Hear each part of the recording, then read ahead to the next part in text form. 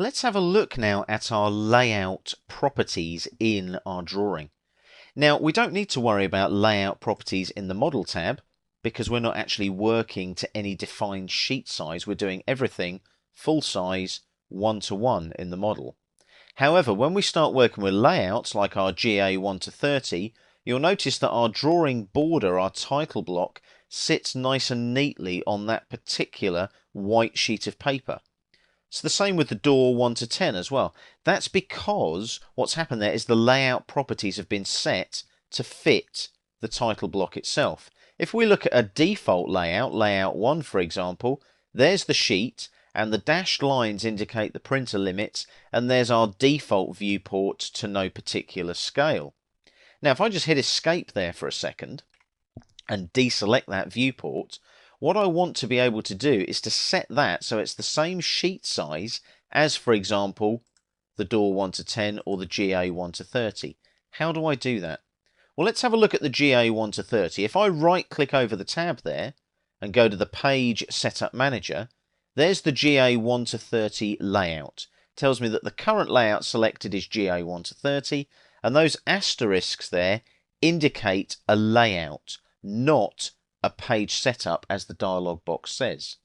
But I can modify that. If I go to GA 1:30 there and modify, I can modify those settings in here in the page setup.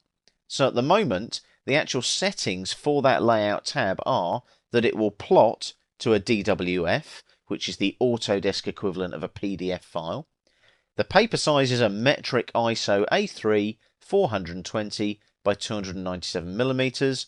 The plot area is extents, and we're centering the plot on the sheet size. So when I OK that GA 1:30, as you can see, DWF6 ePlot, it's all there, 420 by 297, and it's plotting to a file because it's a DWF file. We're not plotting to a plotter, for example. So the door 1:10, you'll notice when I select that one, the selected page setup details are the same there, as you can see. But if I go to layout 1, it's different. It's plotting to a printer, to a physical piece of paper, and it's using that plot size there, and it's a USB printer. Now, if I modify that one, you'll notice I can't modify it. Why is that? That's because nothing has been set. No viewport, no title block, or anything like that at all. So how do I modify it? Well, let's close that.